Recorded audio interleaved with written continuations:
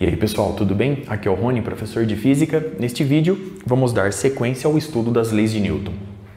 Uma das consequências da primeira lei é a de que qualquer variação observada na velocidade de uma partícula, seja essa variação em módulo ou em direção e sentido, ou seja, qualquer aceleração, tem que estar associada a uma força resultante diferente de zero. Esse é o conceito central por trás da segunda lei de Newton no âmbito da mecânica clássica.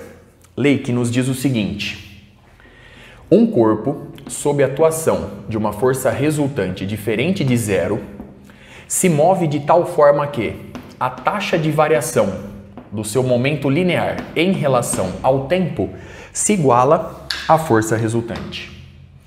Matematicamente, podemos escrever que a força resultante atuando na partícula é igual à derivada em relação ao tempo do seu momento linear p.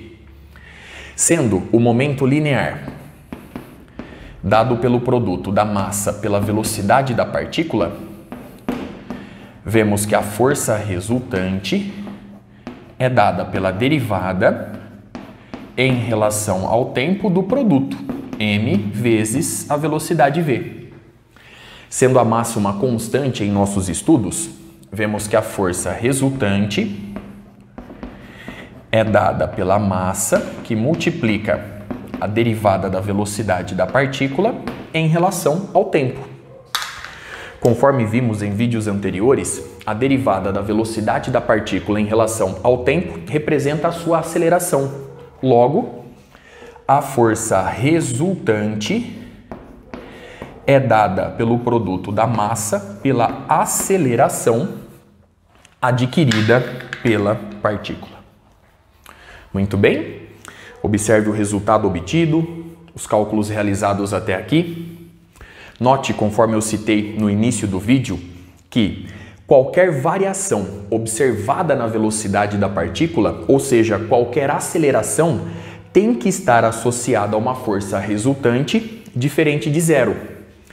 Observe ainda que a primeira lei de Newton representa um caso particular da segunda lei, também chamada de princípio fundamental da dinâmica, pois, se a aceleração da partícula é nula, sua velocidade permanece constante, logo, a força resultante na partícula vale zero. Muito bem?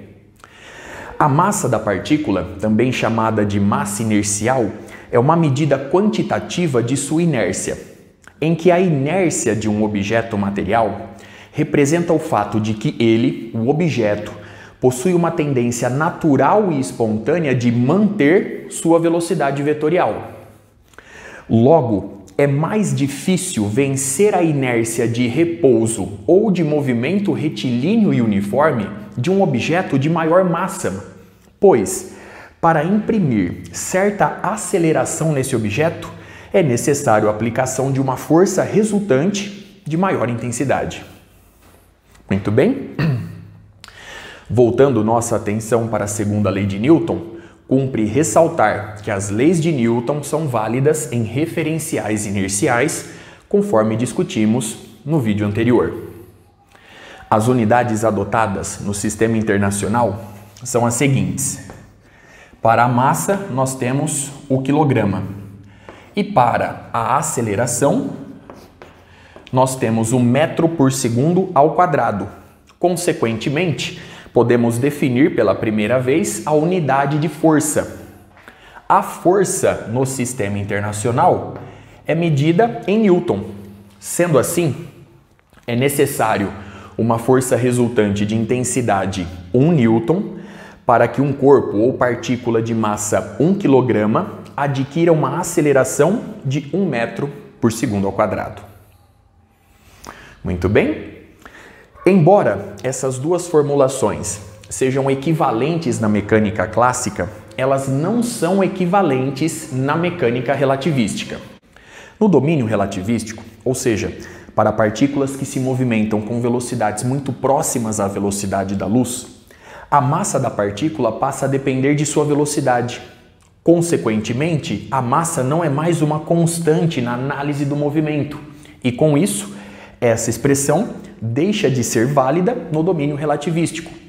E a única que se sustenta de forma geral é a de que a força resultante é dada pela taxa de variação do momento linear da partícula em relação ao tempo t. As leis de Newton também perdem a validade no mundo microscópico, ou seja, na mecânica quântica. Inclusive, o conceito de força nem é muito utilizado nesse domínio. Para finalizar o vídeo, cabe aqui uma observação final. Na resolução de problemas que envolvem a análise do movimento de uma partícula no âmbito da mecânica clássica, nós vamos utilizar muito essa expressão: força resultante é igual a massa vezes aceleração. Essa expressão servirá como uma espécie de molde, pois, se você determinar as leis de forças que regem o movimento da partícula na análise do movimento, ou seja, se você determinar o lado esquerdo dessa igualdade, nosso desafio a partir daí se torna o de resolver uma equação diferencial, pois a aceleração da partícula pode ser escrita como a derivada da velocidade da partícula em relação ao tempo, ou, se você preferir, a aceleração da partícula é dada pela derivada de segunda ordem da posição da partícula, r em função de t, em relação ao tempo t. Com isso, resolvendo essa equação diferencial, nós podemos fazer previsões acerca do movimento da partícula, descobrindo em certo instante t sua velocidade e sua posição, incluindo também a sua aceleração. Muito bem?